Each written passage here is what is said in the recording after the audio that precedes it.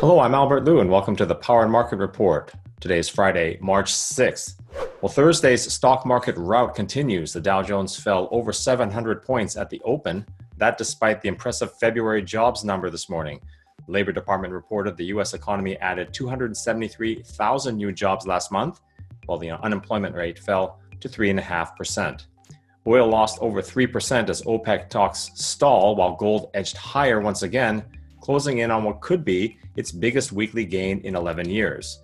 But the number everyone is watching is the yield on the US 10-year Treasury. It fell below 0.7%, an all-time low, as investors continue to rush in. Joining me today from Palm Beach Gardens, Florida, is Mike Larson, senior analyst at Weiss Ratings and editor of the Safe Money Report. Mike, great to see you again. We spoke probably only 2 weeks ago, but I felt like we've had a year's worth of action. What do you make of what we saw this last week? Yeah, amazing what moves we've seen in the markets in a very short period of time in terms of ground covered. And that's true whether you're talking about stock prices, gold prices, treasury prices, and treasury yields. It's been one for the almost the record books in these last few weeks. And I think what you're seeing is two things at work here. First, we've already had a longer term simmering concern about the economy. The jobs numbers were pretty good, that's true. But we've gotten evidence of things like a slowdown in the auto space. We've seen some flagging services sector indicators, tentatively speaking. We've seen manufacturing bounce in the fourth quarter of 2019, but it appeared that was starting to run out of a little bit of steam. So you add it all up, and you already had this issue of, hey, where is the economy going to be in 2020? Is there a risk of recession and a slowdown and so on? And then, of course, the virus news struck, and that's really put sort of struck terror or fear into the hearts of investors. I mean, you've seen them pile into the safety investments that were already doing fairly well, and that's turbocharged those moves. We've seen, equities, people selling aggressive cyclical sectors, things like transports that would get hard and any virus-driven slowdown layered on top of what we already had.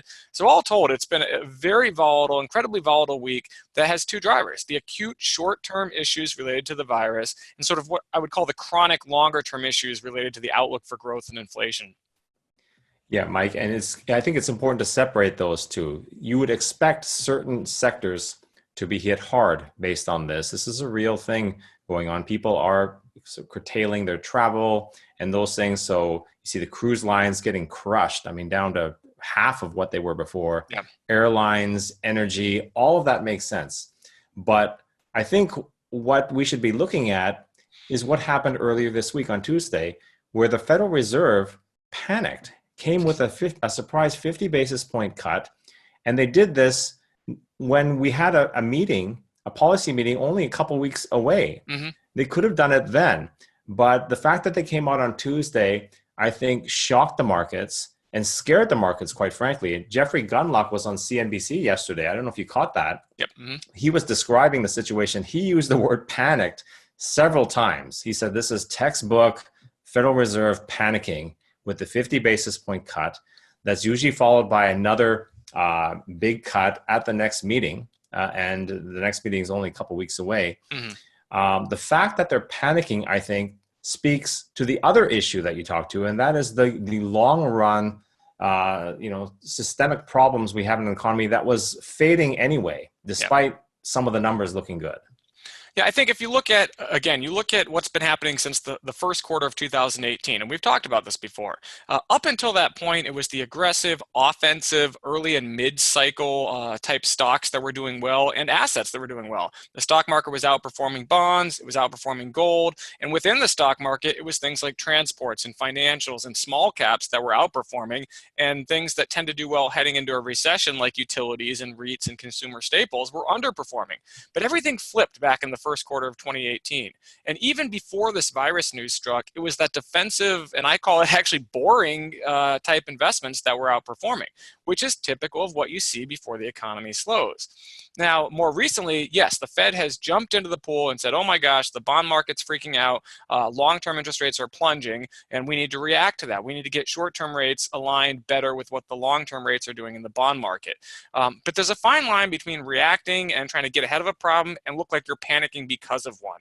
And it's very, I don't envy them. They're in a very difficult position. I mean, you have Interest rates on the 30-year at an all-time low, interest rates on the 10-year at an all-time low. The magnitude of the move in bonds, frankly, in the last few days is unlike anything we've almost ever seen. I mean, you'd have to go back years and years to the great financial crisis, or maybe even some of the moves we saw in the early 1980s to find moves of this magnitude in the bond market.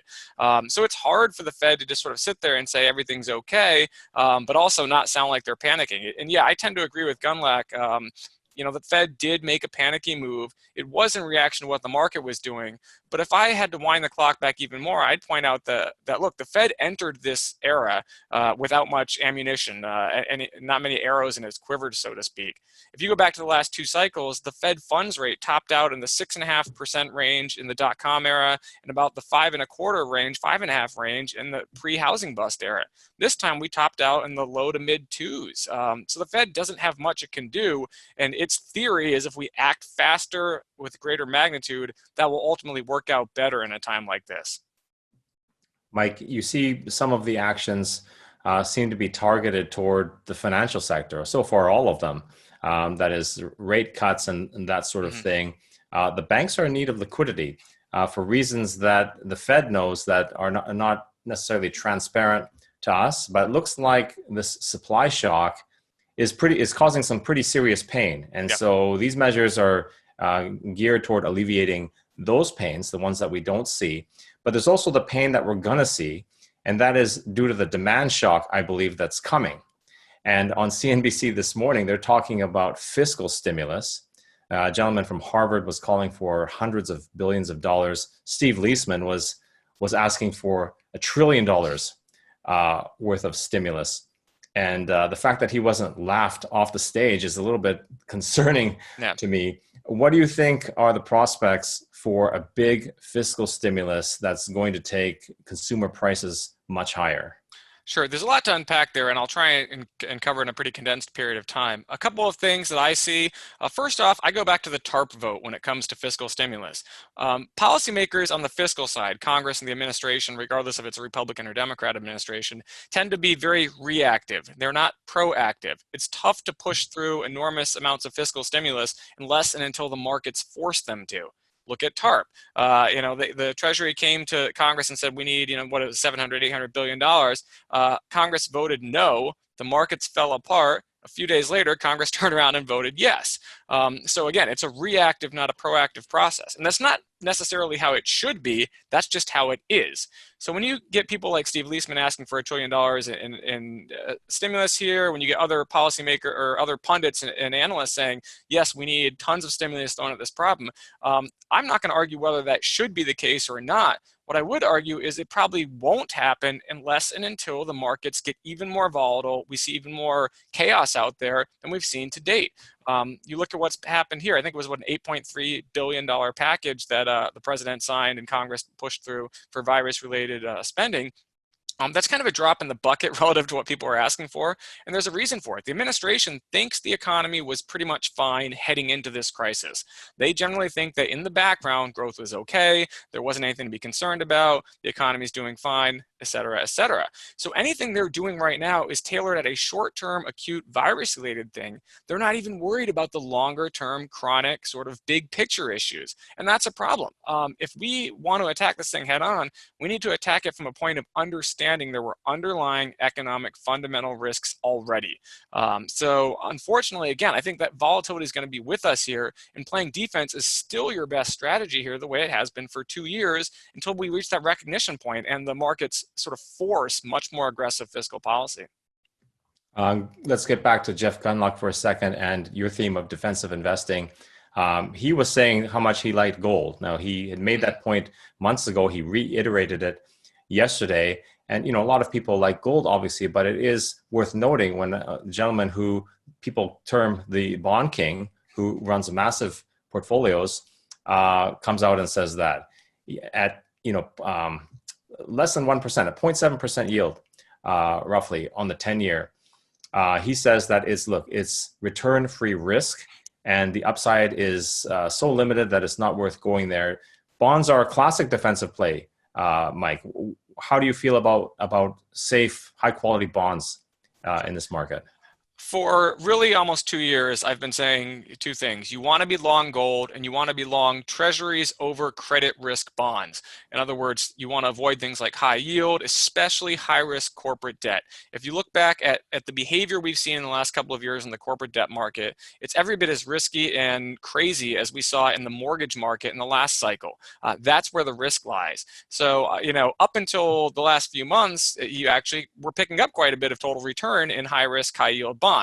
That has been vaporized very quickly, and that's because credit risk is being priced rapidly back into the market. In my opinion, that's going to be with us for some time. So I think you still want to be long treasuries. You may want to, sort of hide out in the shorter to the mid part of the curve, given what's going to happen eventually with fiscal spending.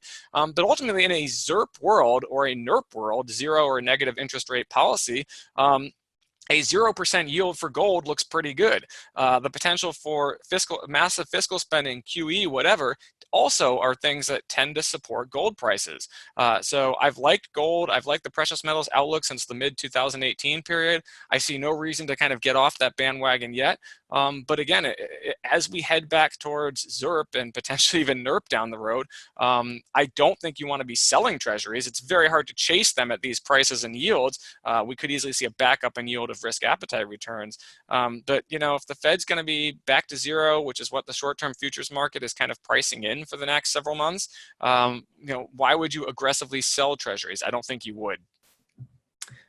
Quality over yield has been a good play this last week. You see spreads blowing up, corporates yields rising even as treasury yields fall. I want to talk finally about cyclicals versus defensive plays. Obviously, the cyclicals have been hammered. So energy, technology, materials, those types of stocks have been hammered. People have been doing more what you've been recommending, Mike. And now I wonder, is the value gone? Is it time to look somewhere else? Are the defensives sort of overbought or overplayed at this point?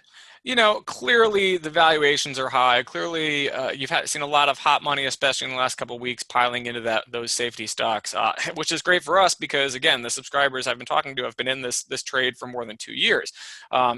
Is it something you really want to be chasing here? Probably not. If you're already in, I think you hold. And as far as rotating into cyclicals, look, if you think we're going to get a bounce, whether it's because of some fiscal spending program or things calm down on the virus front, you're going to see the oversold stuff bounce the most. It's going to bounce much more than safety stocks will, and safety stocks may actually sell off a bit. But once that kind of short-term action works its way through the market, what do you want to own for the long term if we're heading into a longer-term recession scenario, which is still my sort of base case here, even if you try and exclude what's happening with this virus. So I think ultimately cyclicals can bounce hard. You'll see safety stocks sell off in that scenario. But once that kind of shorter-term effect works its way through the market, what do you want to own for, say, the next 9 to 12 months? You probably still want to be in defensives. All right, we're going to have to leave it there, Mike. Thank you very much for joining me. You can visit Mike at weissratings.com or follow him on Twitter at RealMikeLarson. Thanks very much, Mike. Let's do it again soon. Thank you.